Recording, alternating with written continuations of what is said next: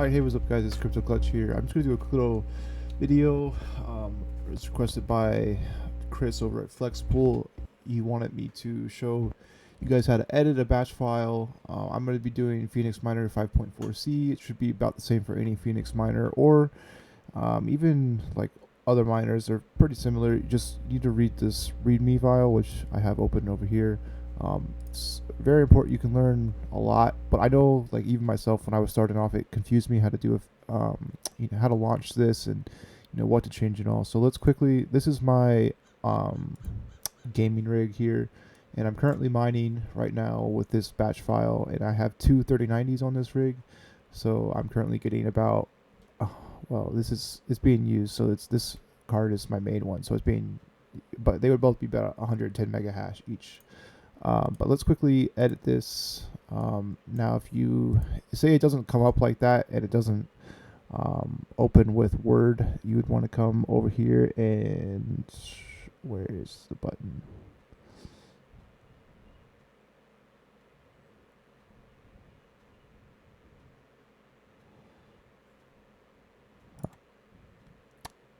Okay, well, I assume it's just going to do that, but sometimes if you're on a different version of Windows, it'll say open with, and you can choose what program you want to do it. I'm not sure why it's not doing that here, but I'm going to assume that you have this button where it says edit, and it's just going to bring up a WordPad. And if it doesn't, then put a comment down below, and I can see if I can help you. But so this is what I have here. Now this little line of code right here, this is literally just telling Windows like where the file is, so if you were to do like a strap or some kind of, like, say you had like a 1080 on here and you wanted to run a strap, you would have to click on this and run as administrator. And a lot of times what will happen is it's going to tell you like it doesn't know where the file is. Like it doesn't I can actually probably see.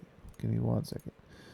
So if I delete this completely, it's going to mess it up because it's not going to. Hold on. Copy. If I put this. Hello.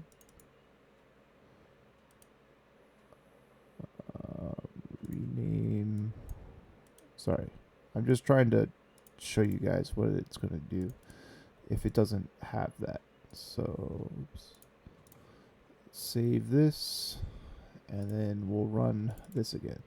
Okay, so it's still working like normal, but if I try and run it as administrator, it's going to do that, which, okay,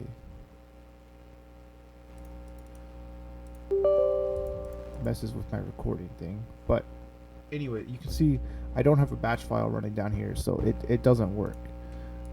But if I was to come over here and click on this and literally just copy that, come back to the batch file, and then paste this, put another backslash like that, and then put quotations around it to tell that it's all one thing, and then file save, and then do that again. Now, now you can see this comes up when it didn't before. So in case you have an issue with trying to run it as administrator and it's being an issue, that's what you need to do. You just need to click on anywhere in the bar and copy this, and then put the put one backslash before Phoenix Miner or whatever miner you're using, and then put the quotations around the whole thing. So we'll quickly. So not just, don't just go to here, do the whole phoenixminer.exe, because you're basically telling Windows where the file is. So then we'll start talking about the pool, which I probably should have had this up, but anyways, so we'll look at mining pool stats, and then we'll look at Ethereum, because that's probably what most of you are going to be mining. So these are your main few pools. You can see that they all have a lot of hash rate on the top. Well, it starts falling off quite a bit. But anyways, so for this, we'll look at, since Flexpool is the one who wanted me to do this video, which, where are they? Flex pool. They have like one tail. I'm way past. Right here, flexpool.io. So this is the ones that wanted me. I haven't actually done this, but I'm just gonna assume it's pretty easy. So we're gonna click on the start mining button, and I'm in the United States East, but obviously if you're in any of these other places, you just copy this. So I'm gonna just gonna click on that. It's gonna copy it. I'm gonna come over here to my start miner, and instead of being this, I actually don't know if they support secure this thing, but we're gonna try. So we're gonna paste that in, and then you need to. Okay, yeah, they do. So the secure SSL port is this one. If you're just doing a regular, which would be like the stratum / colon TCP plus whatever else, you would use this port. But I'm gonna copy this port because I'm using SSL, and then you type in colon. Oops, not that, and then you paste that in. So this is what the pool will look like. Obviously it's pretty simple, and then you just do your wallet. You can get your address from whatever. Personally, if you're new to mining, a lot of people say mining to exchanges is not super recommended, and I agree with, because they have gotten hacked a lot in the past. However, if you are starting off new, I have a stronger feeling you would have a better chance of losing your wallet or losing access to your keys than an exchange getting hacked. Like, that's just a higher likelihood to me, unless you have like a Ledger Nano X or whatever, or Ledger Nano S. But a lot of people do say paper wallets and all that stuff are way better, because you don't have the chance of getting all your money taken away, and there's nothing that they can do because it's not insured or whatever. But I will leave a link down below for Coinbase, which obviously has a lot of your main, and I will get a referral bonus if you use that link, but you will get $10 as well if you are a new sign up. But anyways, so after that you can put a period, and then you can name this whatever you want. So you can name this, your favorite character or your favorite activity. It doesn't really matter. Or you can just give it, whatever rig this is. So for me, this is my gaming rig with a 5950X. So I called it a 5950X. Then I have this other more advanced thing, which is GPUs, which this does change per miner quite often. And then also how this is done changes a lot. So let's say you wanted to go up to 10. A lot of the times, well, if it does commas, like, it doesn't really matter, because you just put comma 11 and then comma.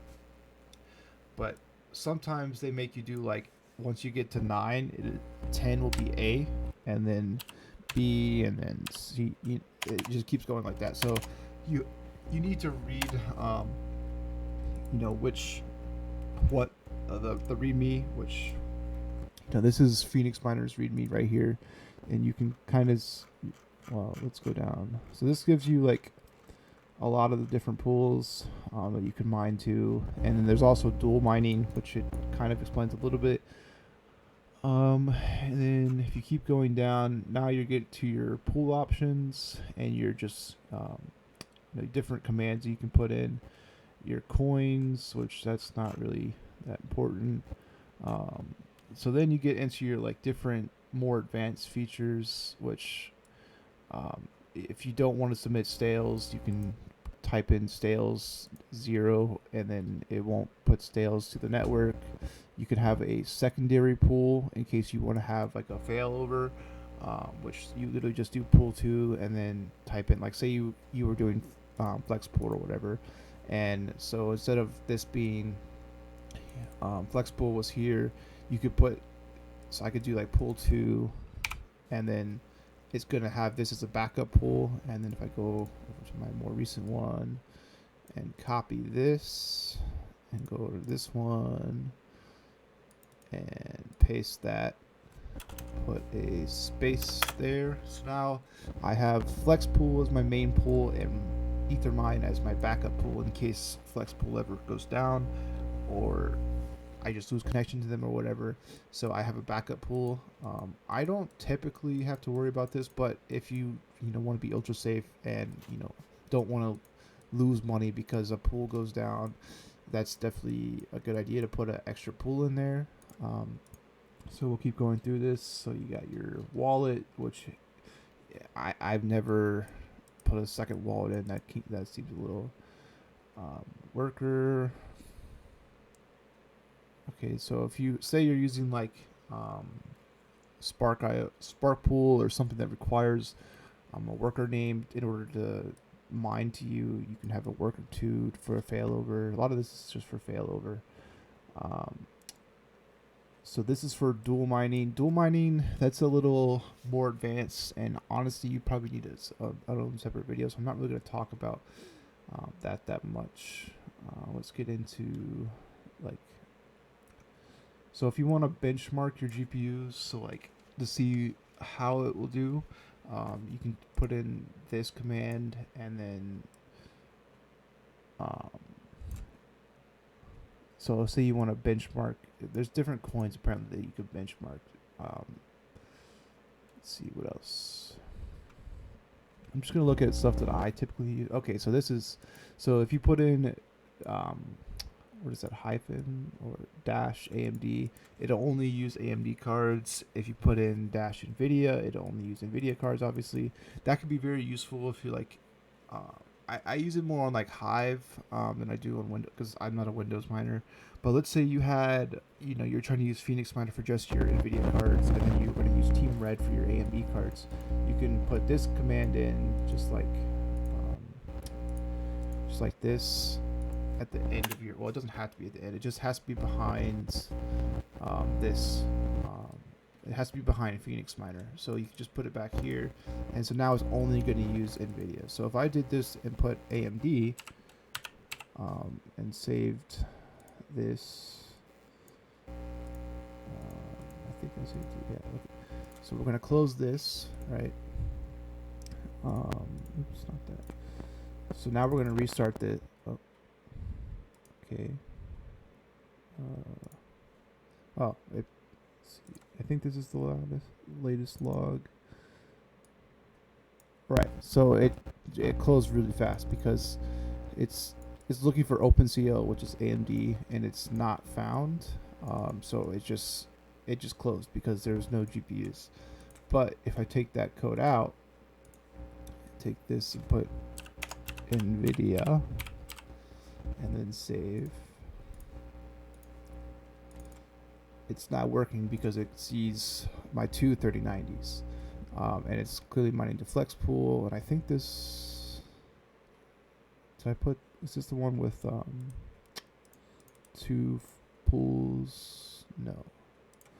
Let's close that one, and we'll save this one now, and then we'll restart the miner. I'm not trying to make this too long, but I am just trying to go over common questions. So now you can see right here that the primary pool is flex pool and the secondary pool is where does it say? I don't know, but it's saying the primary pool is flex pool and the secondary pool is Ethermine, because that's what I set up. But let's go back to the README and go over some more common things. So like I said with GPUs, if you, let's say you could also like, say you have some like 1060s, like some are 3 gig and some of them are 6 gigabytes, or you want to only mine with some of your coin, like some of your GPUs, because you are on like a gaming rig or whatever, which is what I do with my 3090. I have a second batch file, so basically all I did was I copied this, pasted it, and it's gonna make a copy, and then you can just rename it to whatever. But you edit this, and you come in and you figure out which GPU is your main GPU. So like, as I showed you guys before, one of these is doing less hash rate because it's the one that's displaying and recording on this right now. So I would choose GPU 2. I take that GPU out because that's the GPU I want to play games with, and I don't really want it to be mining while I'm doing that. So I would take off GPUs 2 and save this. So now if I do that and I close that thing and I start this miner copy, it's going to be the same thing as my main batch file, except this time it's only going to use one GPU. So as you can see, once it loads the DAG file here in a second, it's the GPU that has 109 mega hash instead of the one that's doing 70. Now that's very useful, like I said, if you're playing like games, or if you have some GPUs that can't mine Ethereum, or you're only trying to use some, like this could be another way of filtering out cards that won't work on a coin that you're trying to mine. So let's continue going through the README. Mining intensity. So this can like affect your share rate a little bit. I've never personally messed with it, but this is an option, and you can see that if you put this in here, mining, and then 0 to 14 is your option, 12 is the default, so you can change that if you want. Tuning parameter, so if you want this to be faster, like it basically just checks out like a number of different like settings or whatever that might work better for your card. You can make that more, you can make it less, you can turn it off, but this is the setting for it. Now, dual mining intensity, same basic thing. It's just going to set the intensity for the second coin.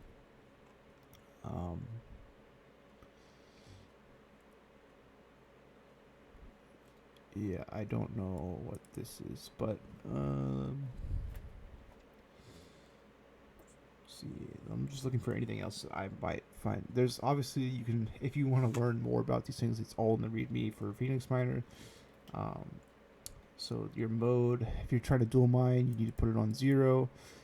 If you're only trying to do ETH hash, put it on 1. I'm pretty sure it's defaulted to 1, but it doesn't really matter, I don't think, unless you're dual mining, like I said.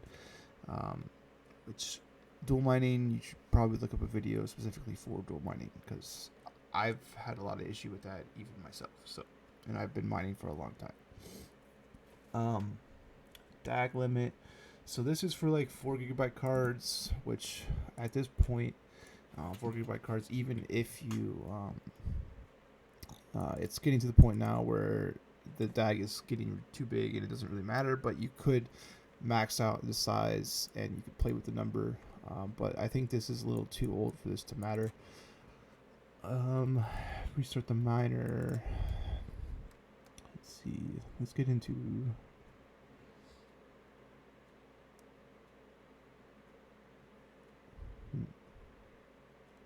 Okay. Watchdog. So this is. Watchdog basically looks at your miner and is checking to make sure it's mining all the time. And if it stops mining, you can set it to restart itself automatically. Obviously, sometimes that can crash your computer. Sometimes it doesn't work. But it sometimes can save like a simple. Your miner, one of your cards is like lower or it's too hot. It can catch all that and restart stuff. So it's that's a nice little option. I'm sorry, my eye is just killing me. But anyways. Watchdog timeout, so you can tell it how long the timeout is, like if it crashes or whatever. Personally, that's mostly a thing if you have an unstable overclock on there. That's when you should worry about that.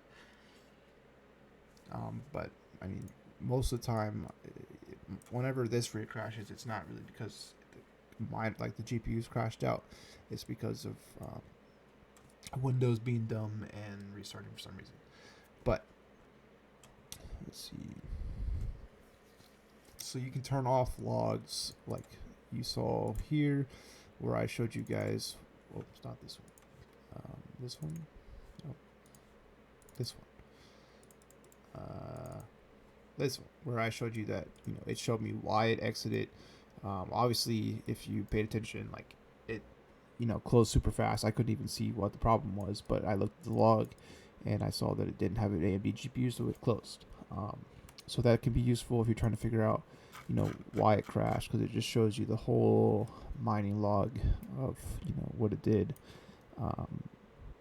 So here you can see Watchdog exit code 0, whatever that means. You could look up Phoenix Miner exit code 0 to see why it crashed or closed or whatever. So that's a very useful feature if you're having issues with your rig. Oops, wrong thing. Let's see. You can also set the name of it and the path where it goes to, max size, how many you keep, all that kind of stuff. Let's get into some other stuff. So you can set different type of stats.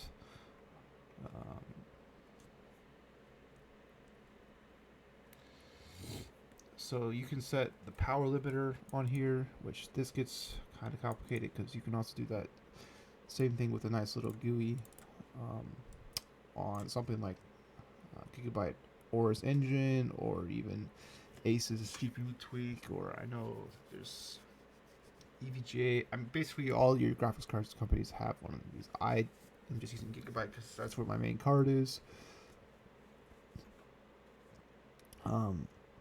So you can, it's got a nice little slider to set things. I personally set my power target at 80% for my 30 series cards. If you're on like a 1070, I go down to like 70%. And then like you do a nice little fan curve on those cards. This card you just have to turn it up all the way because they're really hot because they use a lot of power. But I definitely recommend something like this. There's definitely all sorts of information out there on how high you should set your memory clock, and a lot of times if your thing is crashing, it's probably because you have these set too high and it's not stable. I could probably crank this up a lot, but I like stability over just a couple more hashes. But everyone is different, so that's that. This is another way to lower it. Basically, this is like an intensity thing, I think. But let's look at hardware control. So this is more of like basically what I was just showing you. So you can set your fan control, hardware monitoring. Let's see what else is there. Fan minimum. So like say you have like a 1070, you can set the minimum fan speed to be like 30%, fan max speed to like 75% or 80%, whatever. Let's see what else. So power limit, that's the power limit. So you can set it to minus 75 or whatever. The core clock, so you can set you can do this per GPU. So like I said, it gets a little, you have to tell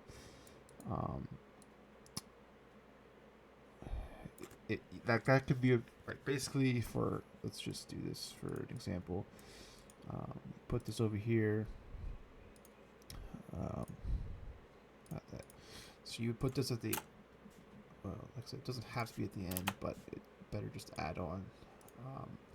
So you put, say 100 and then comma 100, and that's going to set your core clock per GPU.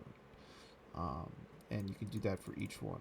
But like I said, I don't recommend doing it like that because it's much more confusing than doing it like this. The only nice thing, I mean, if you have like a rig that you don't have, like, okay, so let's say you were doing like a bunch of Windows rigs and you didn't want to have to come over here and mess with the things each time, or like if you change out GPUs, then you could put this in here and it's going to apply it every time. But I personally don't recommend doing that unless you're really good at this.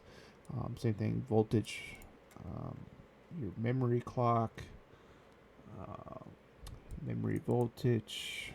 Now this is a useful thing. So T-stop, pause the GPU when temperature is greater than certain. So you could set this to be like if it goes to 85°C to pause the GPU and resume when temperature is like say less than 60 or something like that. So this little part could be useful, but like I said, it's going to be different per miner. So straps. Now this is a big thing for 1080s, 1080 Ti's, 1060s. I don't know. I guess 1070s. I don't really know. But you would do straps, and then like same thing as before, where it's per thing. You just do a comma in between them.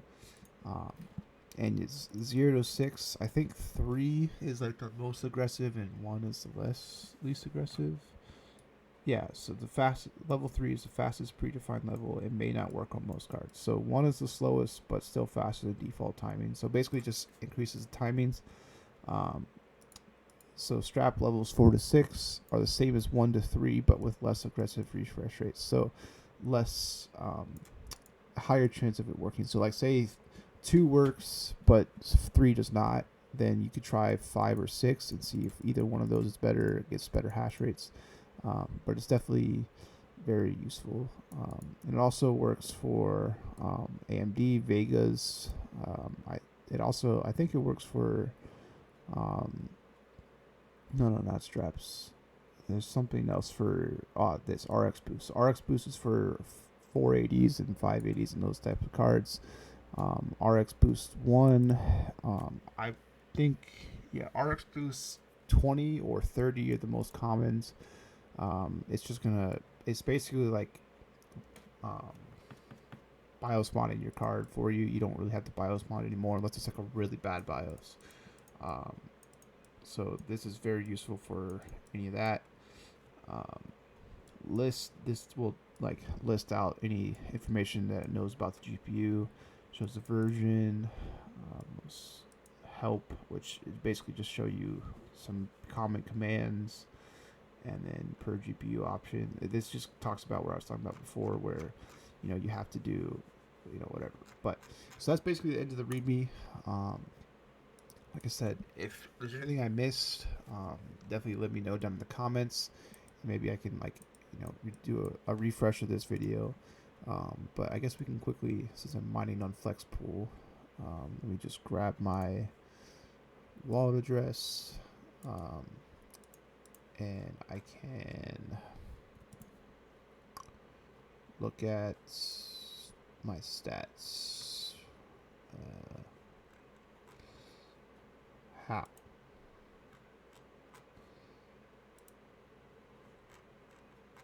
How do I look at my own miners? Just put my address right there. Nope, not like that. Let's try going back to the main page. There we go.